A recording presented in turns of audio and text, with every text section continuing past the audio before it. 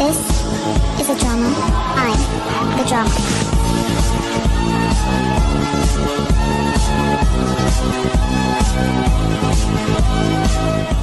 សួស្តីអ្នកនរគ្នាយើងតែបន្តរឿងរបស់យើងភាគទី7ជាបន្តទៀតកាលពីភាគមុនជួវនឹងបានដួលទ្រព្យទៅលើសាន់ហាអូគេនៅពីលើសាន់ហាឡើងយូរហ្មងអត់ព្រមងើបសោះសាន់ហាក៏និយាយអ្វីដែលបងនិយាយគឺចង់បានន័យថាគេនិយាយបានតែប៉ុណ្្នឹងទេគឺថាគេនិយាយអត់ចាញ់ណាជួវនឹងក៏ងើបឡើងវិញទៅហើយនឹងក៏ចូលសម្លក់មុខសាន់ហាតែម្ដងឡើងសាន់ហាគេឃើញអញ្ចឹងអីនឹងគេឡើងភ័យបើសុកក៏ចេញមុខខឹងគេទៀតហើយជួវនាងថានាងឆ្លាតណាស់ហើយបានជាសាន់ហាគិតថានាងជាមនុស្សល្ងងវិញចឹងហើយនាងឲ្យប្រាប់នាងមកចំណែកសាន់ហាវិញគេក៏អត់សំណាយតែម្ដងឃើញសាន់ហាសើចអញ្ចឹងជួវក៏ឆ្ងល់ហើយក៏បងសើចគឺថាសាន់ហាគេសើចដោយសារតែជួវសរសើរខ្លួនឯងថាឆ្លាតតែយ៉ាងណានាងនឹងមិនទាន់យល់ទេណាសាន់ហាក៏មិនបកស្រាយច្រើនដែរដោយសារតែពេលនេះឡានក្រុងកំពុងតែធ្វើដំណើរមកហើយចឹងហើយពីអ្នកគេក៏បញ្ញាប់រត់ទៅតាមឡានក្រុងចឹងទៅប៊ីសនឹងពូតកងឡានទៅចោលហើយតែពួកគេមកទាន់ចឹងហើយក៏បានរួចខ្លួនមួយគ្រាទៅជួវនាងឡើងភ័យនឹងថាបើមិនបានជិះទេនឹងមិនទេនេះបើសិនជាខកជើងនឹងត្រូវចាំ2ម៉ោងអីទៀតណោះចំណែកសាន់ហាណាក៏លួចមើលមុខរបស់ជួវទៀតហើយមិនដឹងថាគេកំពុងតែគិតអីលើជួវទេនេះបន្ទាប់មកពេលពីអ្នកគេដើរទៅផ្ទះបណ្ដាហ្នឹងក៏និយាយពីរឿងខ្មោចបណ្ដាដល់ជួវនាងជឿថាការបាច់អំបិលអាចដេញខ្មោចបានអីចឹងណាសាន់ហាគេលឺអញ្ចឹងហ្នឹងគេឡើងហួសចិត្តគេឲ្យជួវបញ្ជាក់សិនទៅថាពិតជាមានខ្មោចមែនអត់ហើយចាំនិយាយថាអំបិលអាចដេញខ្មោចបានរឿងនឹងដែរជួវនិយាយឡើងពេញថ្នាក់ហ្មងណាជួវក៏ប្រាប់ថាគេនិយាយគ្រាន់តែជាការសប្បាយអញ្តាចឹងហើយសាន់ហាក៏គិតថាអំបិលក្រអូបនឹងមានប្រសិទ្ធភាពដោយសារតែវាមានជាតិអំបិលនៅក្នុងហ្នឹងជួវក៏ដូរទៅសួរសាន់ហាអំពីរឿងកណ្ដុរវិញតើជើងរបស់វាបែកញើសអត់សាន់ហាក៏ថាប្រកាសណាស់ដោយសារតែរាងកាយរបស់វាមានកម្ដៅជួវនាងក៏ជប់និយាយជាមួយនឹងសាន់ហាទៀតដែរនាងថានាងពិតជាឈួតណាស់ដែលសួរគេអំពីរឿងចឹងស្រាប់តែពេលនឹងនាងក៏ភ្ញាក់ហេជន់មែនតែនកំពុងតែនាំគ្នានិយាយពីរឿងខ្មោចផងឯសាន់ហាវិញគេក៏ភ្ញាក់ដែរណាគេក៏សួរហេជន់ឯងមកធ្វើអីនៅទីនេះហេជន់គេក៏ចង់ដឹងថាហេតុអីបានជាពីរអ្នកឯងក្រមកផ្ទះម្លេះដល់តែជួវក៏សួរហេជន់ដែរឯងមកធ្វើអីនៅទីនេះមិនទៅផ្ទះទៅសាន់ហាគេក៏សួរថាតែឯងមិនមែនទៅលេងអ្នកមីងទេមែនទេតើមានរឿងអីកើតឡើងនៅមន្ទីរពេទ្យហ៎លឺអញ្ចឹងជួវនាងក៏ចង់ដឹងដែរតើមានរឿងអីកើតឡើងទៅហេជន់ក៏ប្រាប់ថាគ្មានអីទេអ្នកមីងមិនអីទេសាន់ហាក៏តបអញ្ចឹងនរណាជាអ្នកមកអីទៅគឺឯងមែនទេឯជួវក៏ឲ្យហេជន់ប្រាប់ពួកគេមកតើនាងនៅនិយាយល្អអញ្ចឹងហេជន់ក៏ប្រាប់ទៅពីរឿងដែលម៉ែរបស់គេខ្ចីលុយលោកពូជេហើយចំនួនលុយនឹងផងដែរគឺពិតជាច្រើនមែនតែនឡើងជួវនាងលឺនាងឡើងចង់អួលនំណាសាន់ហាក៏ចង់ដឹងថាតើម៉ាក់ហេជន់ខ្ចីលុយលោកពូជេតាំងពីពេលណាទៅហេជន់ក៏ប្រាប់ថាតាំងពីយូរណាស់មកហើយគឺតាំងពីពេលដែលយើងមករស់នៅទីនេះដំបូងមកម្លេះពេលដែលជួវនាងដឹងរឿងទាំងអស់ហ្នឹងទៅនាងពិតជាខឹងមែនតែននាងខឹងដល់ទាំងមីនរបស់ហេជន់ទៀតណាព្រោះថាស្ដាប់ទៅដូចជាកំពុងតែទម្លាក់កំហុសទាំងអស់ទៅហេជន់ហេជន់ក៏ប្រាប់ថាអ្នកមីងគាត់ក៏មានសម្ពាធដែរចំណែកសាន់ហាវិញក៏ទាញដៃជួវឲ្យអង្គុយចុះមកវាមិនមែនជាកំហុសរបស់ហេជន់ទេជួវក៏តបហេតុតែបានជាហេជន់ត្រូវមានការប្រុងប្រយ័ត្ននៅពេលដែលវាមិនមែនជាកំហុសរបស់ហេជន់ឯណានិយាយទៅនាងពិតជាមានអារម្មណ៍មិនល្អនោះទេសាន់ហាក៏គិតថាម៉ាក់របស់ហេជន់បានសងលុយអស់ហើយដូច្នេះបញ្ហាក៏ត្រូវបានដោះស្រាយដែរហើយហេជន់ក៏មិនត្រូវមានសម្ពាធអីដែរលើអញ្ចឹងជួវក៏គិតដូចជាឧបាសាន់ហាដែរណាតែហេជន់គេពិតជាឆ្ងល់ណាស់ហេតុអីបាត់ជាម៉ាក់របស់គេគ្រាន់តែសងលុយហើយក៏ត្រឡប់ទៅវិញអញ្ចឹងគាត់មិនតែតាក់ទងមកគេអាចថាដោយសារតែម៉ាក់របស់គេជាពាក់លុយលោកពូជេតែនេះលុយបានដោះស្រាយអស់ហើយក៏ប៉ុន្តែគាត់មិនព្រមជួបហេជន់ទាល់តែសោះចឹងមានន័យថាវាមិនតាក់ទងរឿងលុយនោះទេតែពេលដែលអញ្ចឹងទៅគេពិតជាអន់ចិត្តមែនតែនគេគិតថាបើសិនជាវាតាក់ទងជាមួយនឹងរឿងលុយប្រហែលជាវាល្អហើយព្រោះអីគេចង់ឲ្យម៉ាក់គេមានហេតុផលមួយដែលមិនអាចមកជួបគេបានណាតែបើសិនជាគ្មានហេតុផលវិញអញ្ចឹងមានន័យថាគាត់មិនចង់ជួបហេជន់តែម្ដងជួបនាងថាវាល្អណាស់បើសិនជាគាត់ជួបឯងមុនពេលដែលគាត់ចាក់ចេញទៅរួចហើយសាន់ហាគេលេងញ៉ាំនំគេហើយគេឲ្យទៅកាន់ហេជន់វិញឯជួបវិញក៏ឲ្យដែរដោយសារតែពីរអ្នកគេអាណិតហេជន់ពេកតែហេជន់គេមាននំនៅក្នុងដៃគេមួយដែរអន្តើនិយាយទៅបងប្អូនគេទាំង3នាក់ពិតជាខ្ជិលមែនតើឡើងគួរឲ្យស្រឡាញ់ហ្មងបន្ទាប់មកហេជន់ក៏មកផ្ទះហើយតែជួវអត់ទាន់មកទេដោយសារតែនាងមានការជាមួយនឹងសាន់ហាស្រាប់តែហេជន់គេឃើញប៉ាគេកំពុងតែបោកគក់ខោអាវគេក៏មានអារម្មណ៍ថាអាណិតប៉ាគេមែនតើអញ្ចឹងហើយគេក៏ទុកកតាបទុកអាវក្រៅហើយក៏ទៅជួយបោកគក់អាវប៉ាគេអញ្ចឹងទៅតែលោកពូជេក៏ថាចិត្តហើយអញ្ចឹងគាត់ឲ្យហេជន់ទៅធ្វើអីក៏ទៅធ្វើទៅហេជន់វិញគេថាប៉ាអាចយកទៅបោកនៅកន្លែងបោកគក់បានតើហេតុអីបានជាប៉ាចូលចិត្តបោកវានៅដៃម៉ែលោកពូជេក៏ឲ្យហេជន់មើលវាមានកន្លែងដែលត្រូវរត់នៅច្រាស់អីអញ្ចឹងណាហេជន់ក៏និយាយថាតែវាមើលមិនឃើញនោះទេទោះជាយ៉ាងណាលោកពូជេគាត់នៅតែចង់បោកនៅដៃអញ្ចឹងគាត់មានអារម្មណ៍ថាពិតជាល្អមែនតើនៅពេលដែលគាត់បោកកៅអៅនៅពេលព្រឹកបែបហ្នឹងតែក៏មើលកគាត់ណាឡើងចុករួយអស់ហើយឃើញបែបហ្នឹងហេជន់មិនកាន់តែអាណិតប៉ាគេថែមទៀតរួចហើយស្រាប់តែគេនិយាយអំពីរឿងដែលម៉ាក់របស់គេបានសងលុយទៅកាន់លោកពូជេគ្រាន់តែលឺអញ្ចឹងលោកពូជេគាត់ឡើងភ្ញាក់ផ្អើលហើយជន់គេថាបើសិនជាយើងយកលុយនេះសម្រាប់ការសិក្សាខ្ញុំនៅឆ្នាំក្រោយខ្ញុំនឹងតបស្នងលោកប៉ាវិញដោយការធ្វើការលោកពូជេគាត់ក៏ឆ្ងល់ថាតែនឹងពីណាមកហើយជន់ក៏ប្រាប់ទៅថាខ្ញុំបានទៅលេងអ្នកមីងហើយដែលបានជាម៉ាក់ខ្ញុំទៅជួបអ្នកមីងហើយក៏មិនជួបខ្ញុំអញ្ចឹងតើគាត់រវល់ណាស់មែនទេគេក៏ខំបន្លប់ធ្វើដូចជាមិនអីណាហើយក៏និយាយបន្តទៀតថាបើសិនជាលើកក្រោយគាត់ត្រឡប់មកហើយរកខ្ញុំប្រាប់គាត់ទៅថាខ្ញុំមិនចង់ជួបគាត់ទៀតទេប្រហែលជាគាត់មិនត្រឡប់មកវិញទៀតទេមើលទៅដោយសារតែគាត់បានសងបំណុលរួចហើ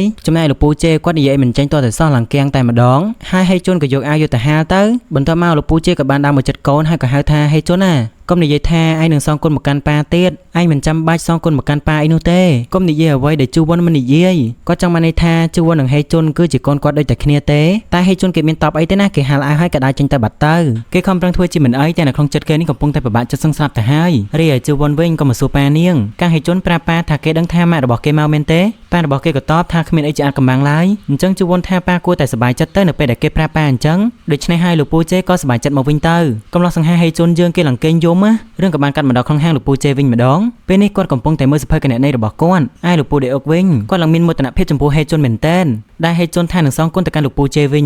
ញតែលោកពូជេគាត់អត់គិតអញ្ចឹងទេព្រោះឯគាត់មិនចង់ឲ្យកូនគិតអំពីរឿងលុយឡើយមើលទៅលោកពូដេអុកគាត់ដូចជាសប្បាយចិត្តខុសធម្មតាលោកពូជេក៏សួរទៅតើមានអីកើតឡើងមែនទេហេតុអីបានជាលោកមើលទៅសប្បាយចិត្តម្ល៉េះលោកពូដេអុកក៏ប្រាប់ថាគឺម៉ែរបស់សាន់ហាបានផ្ញើសារមកខ្ញុំមុននេះដល់ពេលនេះនាងកំពុងតែទៅសេអ៊ូលវិញហើយលោកពូជេក៏សួរទៀតអញ្ចឹងមានន័យថានាងឈប់មកវិញហើយគឺថាម៉ែរបស់សាន់ហានឹងពិបាកមកវិញបន្តិចហើយដោយសារតែទីក្រុងសេអ៊ូលវាឆ្ងាយពីទីនេះដែរលោកពូជេក៏ចង់ដឹងចង់បានប្រាប់សាន់ហានៅលោកពូដេអុកគាត់បានផ្ញើសារទៅប្រាប់សាន់ហារួចហើយលោកពូជេក៏និយាយថានាងបានបង្ហាញខ្លួនភ្លាមៗដែលធ្វើឲ្យក្មេងៗតាក់ស្លុតដល់ហើយប៉ុន្តែទីបញ្ចប់ទៅពួកគេក៏អាចរកទីកន្លែងរបស់ពួកគេឃើញលោកពូដេអុកក៏គិតអញ្ចឹងដែរព្រោះថាប្រហែលថ្ងៃនេះបាត់ប៉ារបស់ហេជុនឯឆឹងរីឯលោកពូជេវិញគាត់គិតថាតិចប៉ារបស់ហេជុនទៅប្តឹងអីទៅតែប៉ារបស់ហេជុននៅតែតាមហេជុនអញ្ចឹងដល់តែហេជុនគេមាននិយាយរកប៉ាគេសោះប៉ារបស់គេកំពុងតែបញ្ចុះបញ្ចូលគេឲ្យទៅអាមេរិកជាមួយគាត់តាមពិតទៅគាត់ចង់ទៅអាមេរិកចោលហេជុនណែនឹងតែឲ្យតែពេលគាត់បិទភ្នែកឬក៏ញ៉ាំអីឆ្ងាញ់ៗគាត់តែងតែនឹកដល់ហេជុនរហូតគាត់ថានឹងគឺជាឈាមរត់រុកឈាមណាយ៉ាងណាក៏ដោយហេជុនគេមិនជឿសម្ដីរបស់ប៉ាគេទេបើកុហកគេរហូតនឹងប៉ារបស់ហេជុនគាត់ថាលើកនេះគាត់ពិតជាមិនកុហកមែននិយាយទៅគាត់ពិតជាចង់នាំហេជុនទៅនៅជាមួយគាត់តែម្ដងហេជុនក៏សួរគាត់ថាប៉ាមករកខ្ញុំដោយសារតែប៉ាបារម្ភថាពួកគេនឹងយកទ្រព្យសម្បត្តិរបស់ប៉ាមែនទេប៉ារបស់គេពិតជាគិតអញ្ចឹងមែនមុនពេលដែលគាត់ជួបហេជុនតែគាត់ក៏ជាប៉ារបស់ហេជុនដែរហេជុនក៏និយាយប៉ាបានបោះបង់ចោលពួកខ្ញុំហើយឥឡូវនេះប៉ាកំពុងតែនិយាយអីលោកពូដងគូគាត់ពិតជាពិបាកនិយាយគ្នាជាមួយនឹងហេជុនហ្មងតើគាត់គួរតែសុំវល់គេមែនតែហេជុនថាបើសិនជាអស់អីហើយគេទៅវិញហើយប៉ារបស់គេក៏ចង់ខាត់គេដែរស្រាប់តែសុកហ៊ុនក៏បានរត់មកគេឆ្ងល់ថាហេជុនមកនិយាយគ្នាអីក៏យូរម្ល៉េះហេជុនគេបានប្រាប់ហាញតាឲ្យលេងមុនគេទៅសុកហ៊ុនគេថាពួកគេមិនអាចលេងបានទេព្រោះថាពួកនោះគេខំមកតាំងពីសេអ៊ូលគឺដើម្បីមកជួបហេជ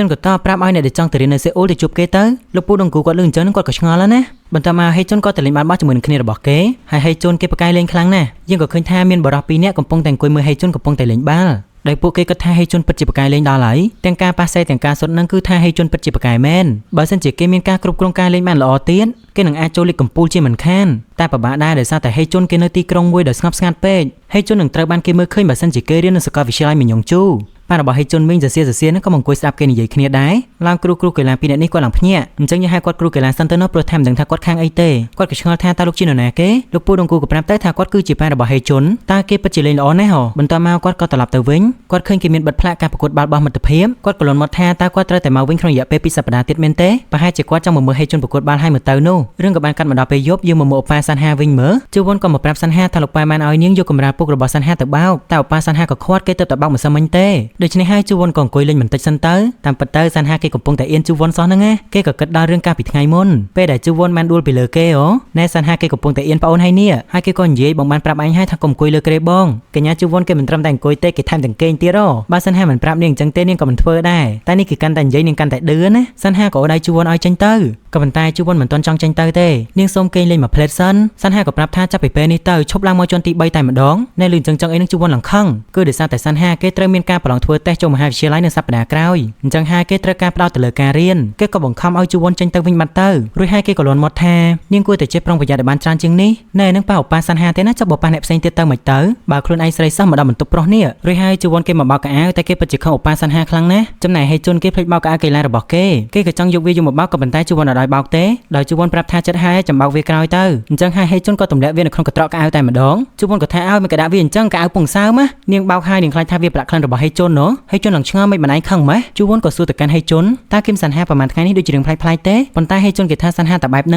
ងគេកាន់តែអាក្រក់នៅពេលដែលគេរៀនថ្នាក់ទី12ជូវុនក៏តបគ្រាន់តែអញ្ចឹងសោះជារឿងធំដែរនាងចង់ឲ្យតែការប្រឡងរបស់សាន់ហានឹងចប់ឲ្យលឿនៗទេហើយនាងក៏ឃើញជេអ៊ុនកំពុងតែសរសេរណូតមួយនាងក៏ឆ្ងល់ថាតើមានណាគេប្រឡងធ្វើតេស្តចុងមហាវិទ្យាល័យជេអ៊ុនក៏ប្រាប់ទៅថាមិត្តប្រុសរបស់នាងតែមិត្តប្រុសរបស់ជេអ៊ុនរៀនថ្នាក់ទី10តើគឺថាជេអ៊ុននឹងបានបែកគ្នាបាត់ហើយដោយសារតែគេគឺជាមនុស្សកំសា ជួនក៏ឆ្ងល់ថាតើកំសាក់មែនទេផាក់ដាក៏ប្រាប់ថានៅសួនថ្ងៃមុនណូអញ្ចឹងមានន័យថាជេអ៊ឿនបែកគ្នាជាមួយនឹងគីហ៊ុនហើយអូស្ដាយអ្នកគីហ៊ុនសង្ហាផងជួនក៏ឆ្ងល់ថាមិនក៏ជេអ៊ឿនកាត់ចិត្តលឿនម៉េះជេអ៊ឿនក៏តបរឿងសំខាន់នៅក្នុងពិភពលោកតែតែកាត់ឡើងភ្លាមស្រាប់តែជួនក៏ចង់ធ្វើវាមួយទៅឲ្យសានហាដែរគេមិនមែនធ្វើតែម្នាក់ឯងទេណាគេបបួលផាក់ដាមកធ្វើដែរផាក់ដាឃើញចឹងទៅគេក៏ចង់មានឱប៉ាមួយដែរបានជួនក៏សួរតែឯងចង់បានមួយអត់បើសិនជាអាចគេនឹងឲ្យការហេជុនទៅកាន់ផាក់ដាលើអញ្ចឹងនឹងផាក់ដាគេឡើងអៀនហ្មងនេះរីឯឱប៉ាហេជុនវិញកំពុងតែខំប្រឹងវឹកហាត់បាល់មែនតែនសម្បីតែហាត់បាល់នឹងណាក៏ចេះរឿងសង្ហាដែរដល់តែជួនវិញឆ្កឹះឆ្កៀលលុយអស់ហើយដើម្បីយកទៅទិញកាដូឲ្យសានហានឹងហេជុនគេមករកទិញនំឲ្យគេឡើងសប្បាយចិត្តហ្មងដល់តែឱប៉ាសានហាវិញកំពុងតែខំប្រឹងរៀនមែនតែនព្រោះថាជិតដល់ថ្ងៃដែលគេត្រូវប្រឡងហើយបន្ទាប់មករឿងក៏បានកាត់មកដល់ថ្ងៃប្រឡងល្មមលោកពូជេកំពុងតែធ្វើម្ហូបឲ្យកូនយកទៅប្រឡងជួនគេឲ្យសានហាដើរចូលមើលទេខ្លាចថាគ្មានសំណាងណាដល់តែហេជុនវិញក៏អញ្ចឹងដែរដើរសុទ្ធតែចំទើតជើងទៀតឬហើយជួនក៏ឲ្យកាដូទៅហេជុនមួយនឹងសានហាមួយសានហាគេឡើងអត់សំណាចហ្មងព្រោះថាជួនភ័យដល់ហើយបន្តមកទៀតអ្នកទាំង3ក៏ជួនឱប៉ាទាំងពីរចេញទៅប្រឡងលោកពូដេអូគាត់ផ្ដាំថាបើសិនជាមិនចេះសំណួរនឹងទេរំលងវាចោលទៅដល់តែជួននាងផ្ដាំក្បាច់របស់នាងមួយគឺថាបង្វិលបេកដើម្បីជ្រើសរើសចម្លើយឬហើយនាងក៏សួរប៉ានាងតើល្ងាចនេះនឹងមានអាហារពិសេសមែនទេលោកពូជេគាត់ថាប្រកាសណាគាត់ថែមទាំងមានសាច់ល្អៗឲ្យទៀតគ្រាន់តែលឿនចឹងនឹងជួននាងឡើងសប្បាយចិត្តតែលោកពូដេអូគាត់មិនចង់ឲ្យធ្វើទេគាត់ចង់ឲ្យពួកគេសប្បាយរីករាយតែគ្នាគេទៅហើយគាត់ក៏ហៅលោកពូជេទៅជាមួយគាត់វិញអីយ៉ាលោកពូដេអូដូចជាចង់ដូររសជាតិដែរពោះម៉ាយូអត់មានទេណាអត់មានតែចាប់អារម្មណ៍លោកពូជេទេណាដល់តែលោកពូជេគាត់មិនចង់ទៅផឹកអីទេគាត់ចង់នៅមើលថែកូនដែលទៅតែប្រឡងហើយជួនវិញនាងសួរប៉ានាងតាតង់កាលពីឆ្នាំមុននឹងអត់គឺថានាងរកឃើញកំណត់មួយណាហើយនាងក៏ឲ្យប៉ានាងទៅជាមួយលោកពូដេអូទៅរួចពីនឹងទុកឲ្យនាងអ្នកចាត់ចែងទាំងអស់គឺថានាងនឹងអញ្ជើញផាក់ដាល់មកលេងផ្ទះនាងយើងងាកទៅមើលឱប៉ារបស់យើងទាំងពីរវិញពេលនេះសានហាកំពុងតែប្រឡងយ៉ាងស្វាត់ស្វែងគេប្រកែកណាគេដោះស្រាយលំហាត់អីឡើងស៊ីផុយហ្មងដល់តែឱប៉ាហេជុនវិញគេមិនចេះទេបើមួយថ្ងៃគេលេងតាបាល់នឹង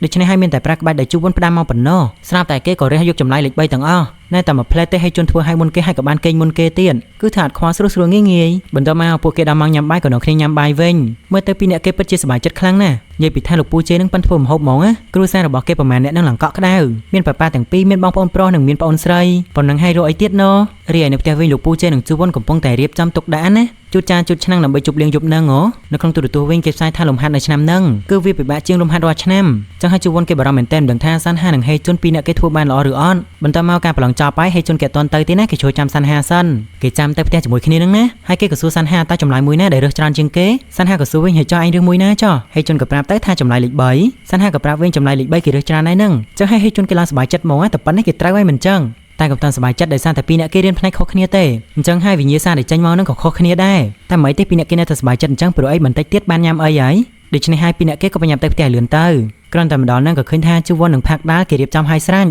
ហើយជន់គេឃើញផាក់ដាល់ហ្នឹងគេសួរផាក់ដាល់តាមមកដែរផាក់ដាល់ក៏សួរវិញតើការប្រឡងមិនដែរហើយជន់ក៏អួតថាគេប្រឡងដោយសមត្ថភាពខ្លួនគេណាជួនក៏សន្មតឲ្យតែម្ដងទៅថាគេធ្វើមិនបានល្អទេរីឯឱប៉ាសានហាវិញក៏ឆ្ងល់តើណាគេដាក់តង់នៅហ្នឹងគឺលោកពូដេអុកជាអ្នករៀបចំតង់ឲ្យចំណែកឯប៉ារបស់នាងវិញជាអ្នករៀបចំសាច់ឲ្យណាដល់ទៅផាក់ដាល់ជាអ្នកទិញចំណែកអាហារមកសានហាក៏សួរឲ្យចោះឯងវិញជួនក៏ប្រាប់ទៅគឺថានាងគាត់តែចូលរួមបន្ទាប់មកនាងក៏បបួលគ្នាជុលកោការគ្នាមួយដើម្បីជាការបអសាទរនៃការប្រឡងបញ្ចប់របស់ឱប៉ាទាំងពីរឬហើយក៏នាំគ្នាមកអាំងសាច់វិញម្ដងឃើញចឹងអីនឹងអេដមីនឃ្លានដែរណានេះផាក់ដាគេបានអង្គុយក្បែរហេជុនទៀតណាកំពុងតែលួចក្រាស់ហេជុនផងក៏បានអង្គុយក្បែរហេជុនទៀតនាងក៏ចង់ដឹងតែអ្នកទាំងពីរនឹងទៅរៀននៅសាលាមញងជូជាមួយគ្នាមែនទេមិនដឹងថាហេជុនគេសម្រេចចិត្តបែបណាទេតែសានហាគេដឹងតែទៅហើយរីឯជួនចង់ឲ្យឱប៉ាទាំងពីររៀនជាមួយគ្នា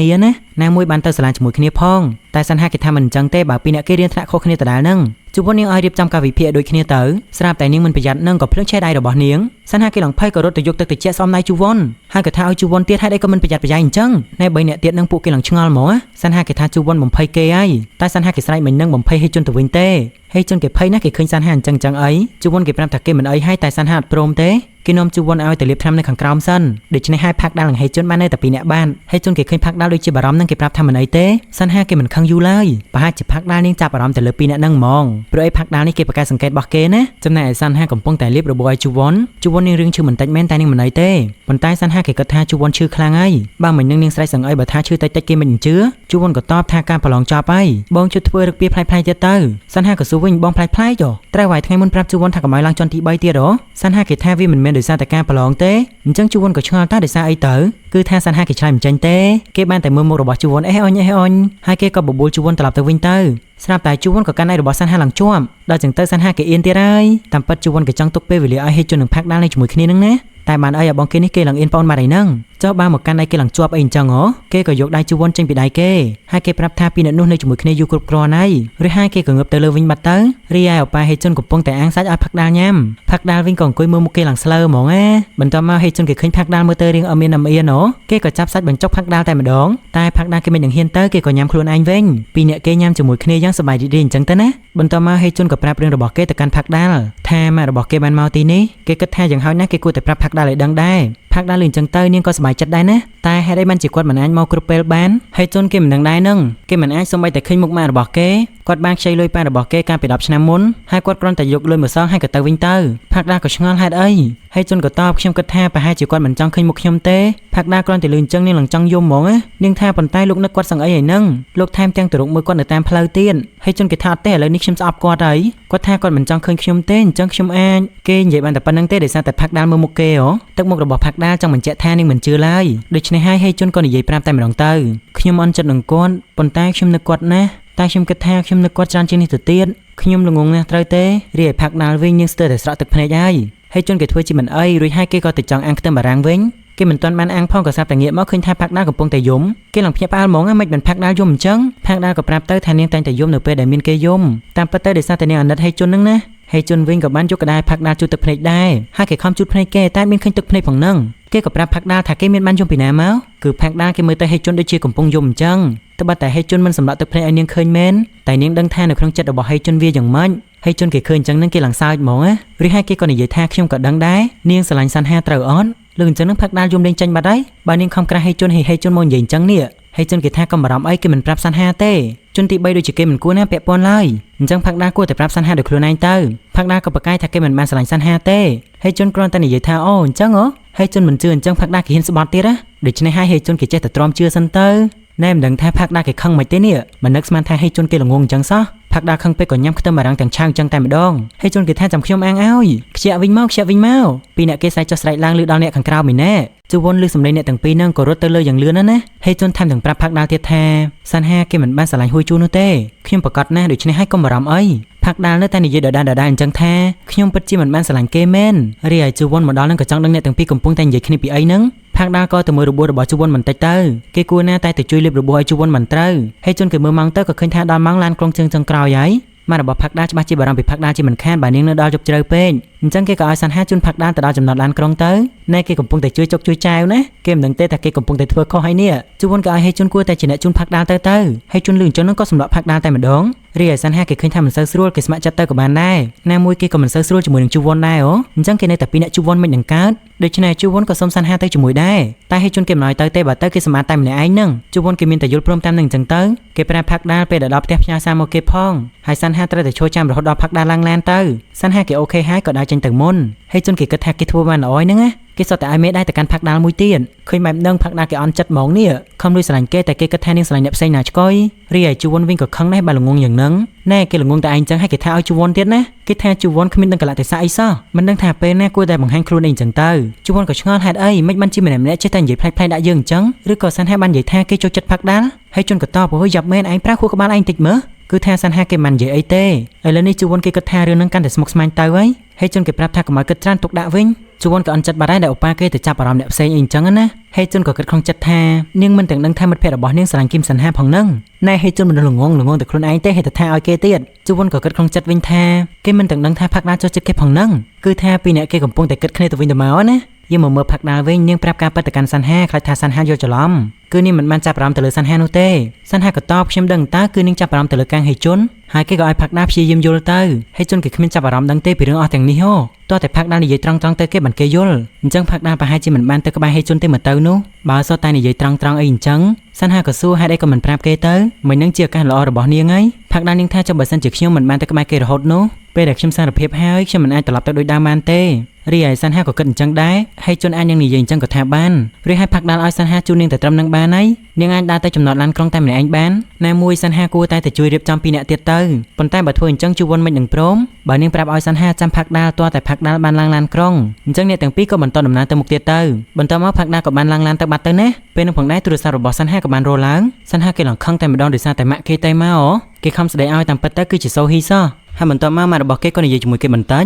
គាត់បានប្រាប់សូហ៊ីហើយថាសាន់ហាស្មានតែណាគេបានគេស្ដីឲ្យអញ្ចឹងប៉ុន្តែមើលទៅសូហ៊ីដូចជាមិនជឿទេឥឡូវនេះនាងកំពុងតែគេងយំឯណោចំណែកសាន់ហាវិញក៏ចង់នឹងថាតើម៉ាក់របស់គេកំពុងតែគិតអីបានជាឲ្យសូហ៊ីខលទៅគេម៉ាក់របស់គេគិតថាគាត់ធ្វើអញ្ចឹងទៅវាច្បាស់ជាល្អសាន់ហាក៏តបថាកុំឲ្យយូសូហ៊ីធ្វើជារនាំងអីចាំលើកក្រោយគេនឹងទៅជួបសូហ៊ីដោយខ្លួនឯងអ្នកមីងចុងហ៊ីក៏ចង់ដឹងតើការប្រឡងរបស់សាន់ហាយ៉ាងម៉េចដែរគាត់ខលទៅនឹងគាត់ចង់ដឹងតែប៉ុណ្្នឹងទេហើយសាន់ហានឹងទៅរៀននៅសាលាណាតែសាន់ហាមិនទាន់បានដាក់ពាក្យចូលរៀននោះឡើយម៉ាក់របស់គេក៏មិនចុះបញ្ចូលគេឲ្យទៅរៀននៅសេអ៊ូលទៀតហើយពួកគេក៏អាចនឹងជួបគ្នាបានញឹកញាប់ណាគាត់ក៏អាចជួយសាន់ហាបានទៀតនៅពេលដែលសាន់ហាត្រូវការយ៉ាងណាក៏ដោយសាន់ហាគេមិនទៅទេគេរៀននៅទីនេះហើយម៉ាក់របស់គេក៏សួរឯងចង់រស់នៅទីក្រុងដាច់ស្រយាលនឹងរហូតតើវាមានតម្លៃសម្រាប់ឯងណាមែនទេសាន់ហាគេថាត្រូវហើយវាមានតម្លៃសម្រាប់ខ្ញុំណាម៉ាក់របស់គេថាតើទាល់តែគាត់ចិត្តស្លាប់មែនទេមិនបានជួបមុខសាន់ហាក៏តបវិញហេតុអីបាននិយាយអញ្ចឹងស្រាប់តែពេលនឹងដែរម៉ាក់របស់គេក៏បិទទូរស័ព្ទបាននិយាយទៅម៉ាក់របស់សាន់ហាមិនដឹងស្អីទេដោយកូនក្មេងអញ្ចឹងសាន់ហាឯនេះគ្នាឡើងចង់យំទៀតហើយរួចហើយគេក៏ដើរត្រឡប់ទៅផ្ទះវិញទៅរឿងក៏បានកាត់មកដល់ពេលព្រឹកវិញព្រឹកនេះសាន់ហាគេមកជួបគ្នាជាមួយលោកគ្រូការប្រឡងរបស់គេធ្វើខុសតែមួយសំណួរតែប៉ុណ្ណោះហើយលោកគ្រូគាត់ក៏ចង់ដឹងតើសាន់ហាបានប្រាប់ប៉ារបស់គេអត់ពីរឿងដែលគាត់ចង់ឲ្យសាន់ហាទៅរៀននៅសេអ៊ូលតែដូចសាន់ហាប្រាប់អញ្ចឹងគេមិនចង់ទៅរៀននៅសេអ៊ូលនោះទេលោកគ្រូគាត់ថែមទាំងចង់ពិភាក្សាជាមួយប៉ារបស់សាន់ហាទៀតណាដល់ទៅឱប៉ាហេជុនវិញក៏អញ្ចឹងដែរខាងគ្រូកីឡានេះក៏ចង់ឲ្យគេទៅរៀននៅសេអ៊ូលដូចគ្នាតែហេជុនគេចង់ទៅទេគេចង់នៅក្បែរផ្ទះវិញនៅផ្ទះកក់ក្ដៅហើយមានប៉ាធ្វើម្ហូបឲ្យទៀតណាមួយសាលាក៏នៅក្បែរផ្ទះគេណាលោកគ្រូក៏ថាម្នាក់ចង់ទៅរៀននៅសាលាយន់ហ៊ីខ្លាំងណាស់ប៉ុន្តែពួកគេគ្មានឱកាសតើនៅក្រោមគ្រារបស់ហេជុននឹងមានកំណប់មិនបានអត់ព្រមទៅណាអញ្ចឹងហើយតើគេមានចិត្តចង់ទៅលេងបាននៅក្នុងលីកធំទេហេតុអីបានជាហេជុនគេលេងបាល់បោះហេជុនក៏ប្រាប់ទៅថាគេយកគំរូតាមប៉ារបស់គេយ៉ាងណាមិញគេរៀននៅទីនេះក៏គេអាចបដូរក្មេងៗនៅសេអ៊ូលបានដែរលោកគ្រូលឺអញ្ចឹងនឹងក៏ចង់ដាក់គេមករំពាត់ណាហើយគេក៏លេងសើចជាមួយលោកគ្រូគេអញ្ចឹងទៅបន្ទាប់មករឿងក៏បានកាត់មកដល់ថ្ងៃប្រកួតបាល់មិត្តភាពហើយហេជុនរបស់យើងគេដឹងតែឈ្នះហើយមិនអញ្ចឹងណោះព្រោះថាគេបកកាយលេងសឹងអីដល់តែក្រុមអាវខ្មៅនេះវិញមើងងាយក្រុមហេជុនណាចំណែកសិស្សក៏នាំគ្នាបញ្ញារត់ទៅមើលការប្រកួតក្នុងនោះក៏មានជូវុននិងដាលដែររីឯលោកគ្រូក៏ហៅសាន់ហាក៏សួរលោកគ្រូមិនបានខលទៅប៉ាខ្ញុំទេមែនទេគឺប៉ារបស់សាន់ហាក៏តាមចិត្តសាន់ហាចង់ធ្វើអីធ្វើទៅប៉ុន្តែលោកគ្រូក៏ចេះតែស្ដាយជំនួសសាន់ហាហ្មងសាន់ហាគេអ្នកសេអ៊ូលហេតុអីក៏មិនទៅសេអ៊ូលវិញអញ្ចឹងលោកគ្រូខំបញ្ចុះបញ្ចូលឡើងច្រើនតែសាន់ហាបានស្ដាប់ទេគេមើលម៉ោងគេឯណោចំណែកឯលោកពូដងគូដល់ថ្ងៃគាត់ក៏មកដល់ល្មមហើយគាត់ក៏មានកាន់ជាឯកសារមួយផងដែរតែយើងក៏មិនដឹងថាវាជាស្អីដែរណាសាន់ហាគេដើរទៅមើលហេជុនស្រាប់តែឃើញប៉ាហេជុនដែរដល់ទៅជួវុនគេខំរកសាន់ហាតែរត់ឃើញជន់ហោក៏ហៅជួវុនឲ្យទៅអង្គុយក្បែរគេជួវុននឹងចេះតែទៅតែនេះមិនពេញចិត្តឡើយគឺជន់ហោគេខំមកឲ្យលឿនដើម្បីមកចាប់កន្លែងណាជួវុនក៏សួរលោកជួយចិត្តបាល់បោះដែរដឹងជន់ហោគេថាមិនទេគេថាអត់ទេតែខ្ញុំជួយចិត្តនាងឬបែបហ្នឹងជួវុនក៏លន់មកថាគេអីក៏ក្លាហានម៉េះចិត្តរបស់ជន់ហោគេនៅតែស្រឡាញ់ជួវុនអញ្ចឹងវាប្រៀបដូចជាថ្មអញ្ចឹងណាហើយគេអាចចំណាយពេលរបស់គេដើម្បីមើលកីឡាជាមួយនឹងជួវុនបានជួវុនគេមិនចង់ស្ដាប់ទៀតទេគេក៏សុំផាក់ដាល់ដល់កន្លែងគ្នាអង្គុយវិញប៉ុន្តែមិនដឹងថាមិនទេផាក់ដាល់គេអត់ព្រមរួចហើយពួកគេក៏នាំគ្នាលើកផ្លាកដើម្បីគ្រប់គ្រងហេជុនណាជួវុនខំឲ្យជេអ៊ឿនជួយលើកផ្លាកគ្នាតែបានអីជេអ៊ឿនគេមានអ្នកដែលគេត្រូវគ្រប់គ្រងហើយដែលគេបានសរសេរថាអនាគតមិត្តប្រុសរបស់ខ្ញុ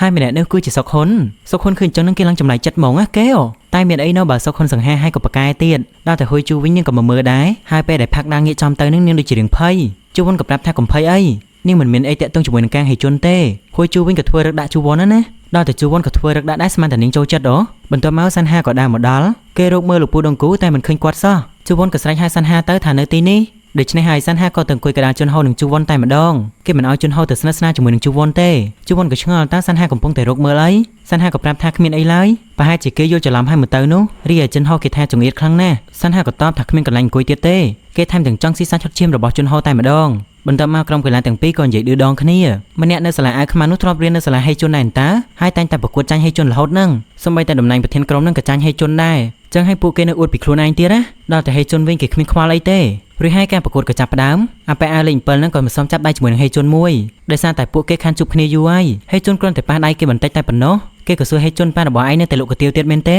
និយាយទៅគេឌឺហេជុនហ្មងថែមទាំងសើចទៀតហើយក៏មើលងាយស្បែកជើងរបស់ហេជុនទៀតណាដែលស្បែកជើងរបស់ហេជុនគ្រាន់តែជាស្បែកជើងបញ្ចុះតម្លៃនោះទេហើយគេឲ្យហេជុនរៀនលេងបាល់តាមគេទៅបើសិនជាហេជុនចាញ់កុំយំឲ្យសោះណាចាំមើលអាប៉ែនឹងគេលេងឈ្នះហេជុនអត់ណាបើអួតម្លឹងហេជុនលឺអញ្ចឹងអីនឹងគេខឹងណាគេក៏មកប្រាប់អ្នកទាំងអស់គ្នាឲ្យចង់ស្បែកជើងឲ្យណែនទៅគេចង់បានន័យថាចង់ឲ្យគ្នាគេខំប្រឹងលេងឲ្យអស់ពីសមត្ថភាពណាបន្ទាប់មកការប្រកួតក៏បានចាប់ផ្ដើមខាងខ្មែរគ្រាន់តែបាល់ក្បាលហ្នឹងគេឈ្នះមួយបានបន្ទាប់មកខាងខ្មែរក៏ឈ្នះទៀតណាគេឡើង4បាល់ឯហ្នឹងឯខាងរបស់ហេជុនវិញមិនទាន់បានមួយនៅឡើយទេតែមិនអីទេហេជុនគេតាមម្ដងមួយមើលពួកគេទាំងអស់គ្នាក៏ខំប្រឹងប្រកួតយ៉ាងស្វិតស្វាញអញ្ចឹងទៅ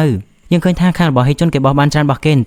េតែយ៉ាងណាក៏ដោយក៏នៅតែចាញ់ខាងខ្មែរដែរខាងខ្មែរគេឡើងនាំមុខហ្មងណាជួវុននិងសាន់ហាវិញពួកគេពិតជាសប្បាយចិត្តមែនតើទោះបីជាខាងនោះគេនាំមុខក៏ដោយក៏ពួកគេមិនទាន់អស់សង្ឃឹមដែររីឯលោកពូដងគូគាត់ក៏មកមើលកូនប្រកួតដែរណាសាន់ហានិងជួវុនរបស់យើងនិយាយពីថាសប្បាយចិត្តដល់កហើយហេជុនគេឡើងសាហាវគេបោះបាល់ពីចម្ងាយនឹងក៏នៅតែចូលទៀតស្រាប់តែអាប៉ែដែលពាក់អាវលេខ7ក៏រត់ទៅបុកហេជុនឡើងដួលជួវុនឃើញចឹងនាងឡើងខឹងមែនទេនឹងចង់ទៅវាយតើ តែគេគ្រាន់តែប៉ះគ្នាបន្តិចសោះនឹងក៏នាងខឹងដែរនិយាយទៅណាគេចង់ប៉ះបងប្រុសរបស់នាងមិនបានទេហើយជន់ក៏មកសួរឌឺអាប៉ែអាយលេង7ថាក្រែងឯងឲ្យយើងរៀនពីឯងហីដោយសារតែមិញនឹងក្រុមខាងខ្មែរក៏ត្រូវពិន័យណាហើយជន់គេក៏បោះបានមួយគ្រាប់ហើយការបោះរបស់គេនឹងគឺថាល្អឥតខ្ចោះតែម្ដងចឹងហើយក៏ធ្វើឲ្យក្រុមរបស់ហេជន់នឹងកំពុងតែនាំមុខវិញហើយការប្រកួតបន្តទៀតនឹងគឺថាក្រុមទាំងពីរប្រកេតប្រកាត់គ្នាមែនតែនឥឡូវនេះយើងមកមើលគ្រាប់បាល់ចុងក្រោយតែម្ដងទៅគឺហេជន់គេតម្រង់ទៅបោះចូលបានយ៉ាងល្អទីបំផុតទៅក្រុមរបស់ហេជន់គឺបានយកឈ្នះហើយដោយលទ្ធផល61ទៅនឹង60ក្រុមអ្នកគាំទ្ររបស់ហេជន់នោះគឺថាពិតជាសប្បាយចិត្តមែនតែនកីឡាករទាំងអស់គ្នាវិញក៏សប្បាយចិត្តដែរស្រាប់តែសាន់ហាគេឃើញលោកពូដងគូដើរចាញ់គេក៏រត់ទៅតាមគាត់ដល់ខាងក្រៅតែម្ដងថែមទាំងស្ទាក់មុខឡានទៀតណាដោយគេសួរថាមិនបានលោកពូមកទីនេះទៀតហើយលោកពូដងគូក៏តបយើងជាប៉ែមិនអាចមកមើលកូនប្រកួតទេសាន់ហាក៏ចង់ដឹងតើពេលនេះលោកពូកំពុងតែធ្វើអីហើយលោកពូដងគូក៏ថាក្មេងគួរតែនៅឆ្ងាយទៅយើងមនុស្សចាស់ចេះគិតអីនិយាយចឹងហើយគាត់ក៏បើកឡានចេញទៅបានសាន់ហាវិញគេចង់នឹងចាប់ឡានទៀតហ្នឹងតែគេចាប់អត់បានយើងមកមើលកីឡាករវិញមើលពេលនេះពួកគេកំពុងតែអួតគ្នាទៅវិញទៅមកសាន់ហាគេរត់ឡើងហត់មករកហេជ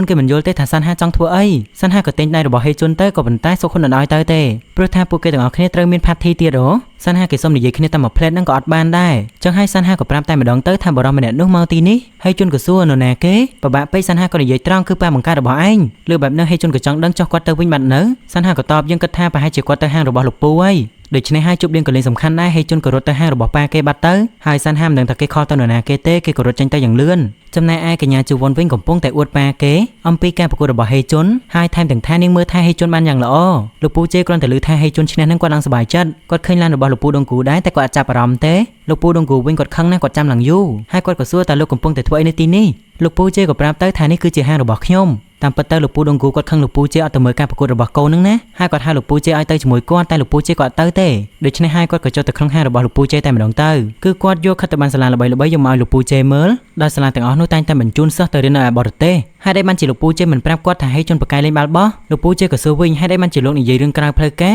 លោកពូដងគូគាត់មិនយល់សោះមានកូនពូកែហើយតែលោកប៉ាបែរជាឈួតទៅវិញគាត់ចាំបាននេះថាលោកពូជេមិនចេះជំរុញកូនបន្ថែមណារីឯលោកពូជេគាត់ដឹងថាហេជន់បកាយអន្តើប៉ុន្តែគាត់មិនបានឈួតឡើយបើសិនជាលោកពូជេដឹងអញ្ចឹងហើយហេតុអីក៏មិនបញ្ជូនហេជន់ឲ្យទៅរៀននៅសេអ៊ូលទៅនៅទីនោះមានគ្រូបង្វឹកដែលល្បីៗណាហេជន់គេនៅទីនេះគេខំប្រឹងលេងដោយខ្លួនឯងទេអញ្ចឹងតើគេអស់ចាប៉ុណ្ណាទៅគេមិនមែនជាព្រះទេណាឲ្យគេខំប្រឹងម្លឹងហើយបើសិនជាគេបានរៀនត្រឹមត្រូវមិនដឹងថាគេពូកែប៉ុណ្ណាទៀតគេគួរណាស់តែត្រូវបានគេទទួលស្គាល់ឲ្យបានច្រើនហេតុអីបានជាលោកពូជេចូលទៅជឿជ័យផ្លូវរបស់ហេជន់ទៅវិញពេលនោះផងដែរលោកពូដេអូគាត់មកដល់គាត់ក៏បានលឺគាត់ខឹងណាស់គាត់ក៏ទៅជេរអាកូនឆ្កែហើយគាត់ក៏បានវាយមួយដៃទៀតណាគាត់ក៏សួរផ្លូវរបស់គេផ្លូវរបស់នរណាលោកពូជេគាត់បើកហាងតាំងពីម៉ោង5រៀបចំម្សៅម៉ោង7ទៅរៀបចំអាហារឲ្យកូន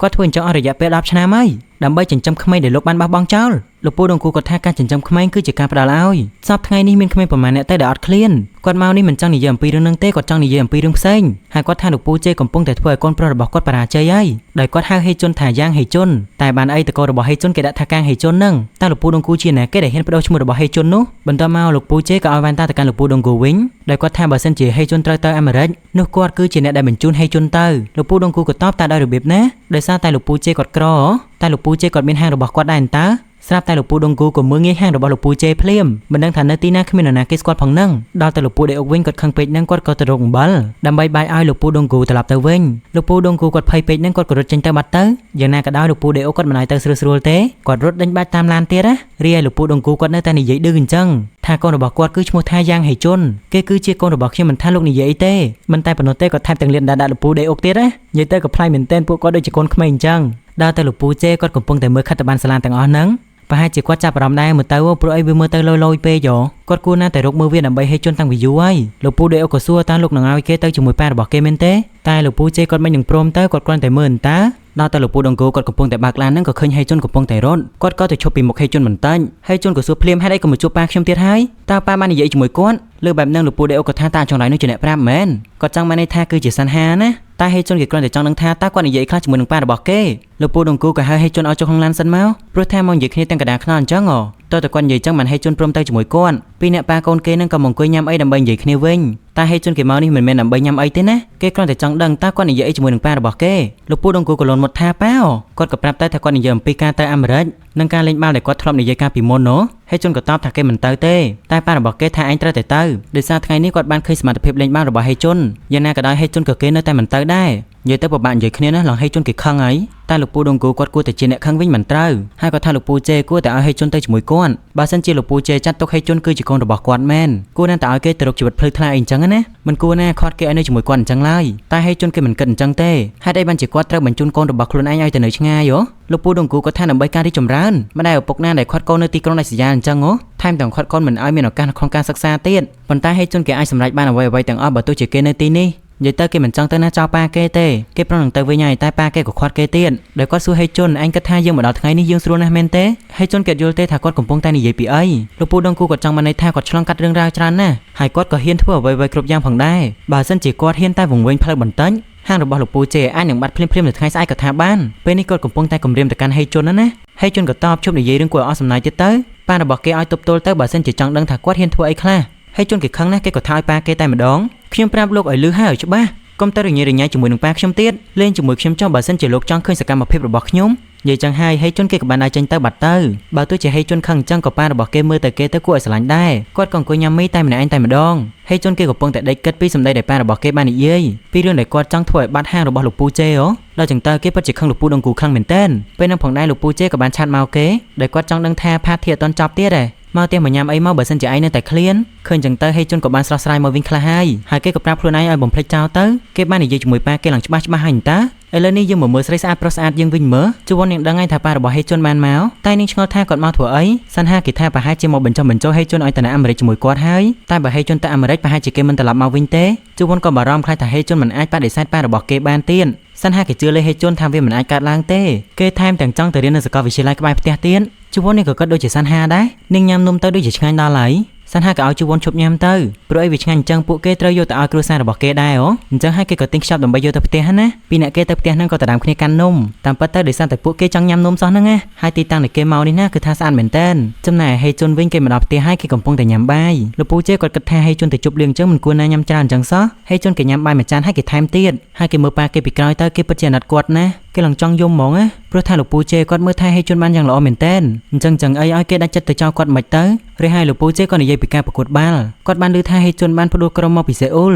ហេជុនក៏ងក់ក្បាលទៅថាពិតជាអញ្ចឹងមែនបើសិនជាហេជុនប្រកែកដល់ថ្នាក់នេះហើយលោកពូជេក៏សួរទៀតតើចង់លេងនៅក្នុងក្រុមធំទេហេជុនគ្រាន់តែឮនឹងគេឡើងកៀងមិនបានភ្លាមប៉ាសួរអញ្ចឹងមាននរណាគេនិយាយអ្វីជាមួយប៉ាមែនទេលោកពូជេក៏ថាអត់ទេដោយសារតែគាត់បានឃើញព័ត៌មានថ្មីហ្នឹងណាឃើញថាមានសិស្សមានឱកាសទៅហាត់បាល់នៅអាមេរិកឯណោះគាត់មិនបានទៅមើលការប្រកួតរបស់ហេជុនទេដោយសារតែគាត់រវល់នៅក្នុងហាងពេកហើយគាត់ថាអ្នកនៅក្នុងក្រុងបាននិយាយថាពួកគេស្ដាយសមត្ថភាពរបស់ហេជុនណាហេជុនក៏ចង់ដឹងតែណាគេលោកពូជេក៏និយាយគ្រាន់តែជាអ្នកក្នុងក្រុងហ្នឹងប៉ុន្តែហេជុនគេថាអាមេរិកមិនដូចជាសេអ៊ុលទេណាវាមិនមែននៅចិត្តទេខ្ញុំទៅរស់នៅតែម្នាក់ឯងបានយ៉ាងម៉េចលោកពូជេគាត់ឲ្យហេជុនគិតមើលសិនទៅហេជុនក៏និយាយបន្លប់ថាក្តាមនេះពិតជាឆ្ងាញ់មែនទែនរួចហើយគេក៏មកនិយាយគ្នាជាមួយសានហានិងជូវុននៅលើដំបូលផ្ទះវិញគេប្រាប់អ្នកទាំងពីរថាគេបានប្រាប់ឲ្យប៉ាគេចេញពីគេទៅហើយកុំត្រឡប់មកម្ដងទៀតគេក៏សរសើរថានំនឹងឆ្ងាញ់អីអញ្ចឹងណាសានហាក៏ឲ្យគេញ៉ាំឲ្យសប្បាយទៅស្រាប់តែម៉ាក់របស់សានហាក៏ខលមកសានហាទៀតហើយគេចេះតែលើកទៅដោយសារតែគេគិតថាប្រហែលជាសូហ៊ីហ៎ដល់តែលើកទៅគេឡើងកៀងគេនិយាយមិនចេញសោះគឺម៉ាក់របស់គេគាត់បានជួបគ្រោះថ្នាក់ចរាចរណ៍គេក៏យករឿងនឹងទៅប្រាប់ប៉ាគេយ៉ាងលឿនហើយប៉ារបស់សូហ៊ីគាត់បានស្លាប់បាត់ទៅហើយចំណែកឯម៉ាក់របស់គេវិញមិនទាន់ដឹងថាយ៉ាងម៉េចនៅឡើយទេពួកគេទាំងអស់គ្នាឡើងស្រឡាញ់កាំងពេញនឹងសានហាវិញគេឡើងចង់យំហើយត្បិតតែគេមិនចូលចិត្តម៉ាក់គេមែនក៏ប៉ុន្តែគេនៅតែស្រឡាញ់គាត់អញ្ចឹងណារឿងរបស់យើងភាគទី7ក៏ចាប់តែត្រឹមនេះហើយចាំមើលភាគទី8ជាបន្តទៀតអរគុណអ្នកទាំងគ្នាបាយបាយសម្រាប់អ្នកដែលចង់ឧបត្ថម្ភឲ្យ admin មួយកាក់មួយសែនអីអ្នកទាំងអស់គ្នាអាចឧបត្ថម្ភតាមរយៈកង ABA នេះបានណា